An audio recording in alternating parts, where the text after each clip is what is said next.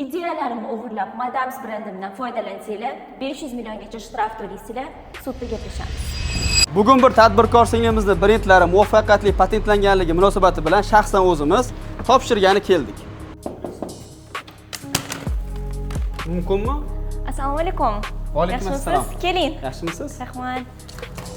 Shahrizoda tabriklaymiz. Madams brendingiz 10 yilga patent qilindi. Rahmat kattakon.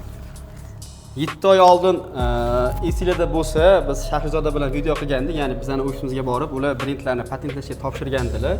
Mana 7 oy birpasda o'tib ketdi va ularning brendlari 10 yilga patentlandi. 6 ta klass bo'yicha ko'plab yo'nalishlarda bu brend endi sizga tegishli va o'zingizning nomingizga patentlandi. Shunda qaysi yo'nalishlarda ichimlik suvlari chiqarsam bo'ladi? Ichimlik suvlari, dizaynerlik sohasi bo'yicha, keyin 41-kategoriya ta'lim bo'yicha o'zingiz sohangizda bemalol kurslar ochishingiz mumkin bo'ladi. Ertaga siz ko'plab tadbirlar o'tkazasiz, konkurslar o'tkazasiz. Mana shu yo'nalishlar bo'yicha ham bu brend sizga tegishli. Agar ertaga kimdir mana shu nomdan sizning yo'nalishingizda foydalanmoqchi bo'lsa, sizdan ruxsat olishiga to'g'ri keladi.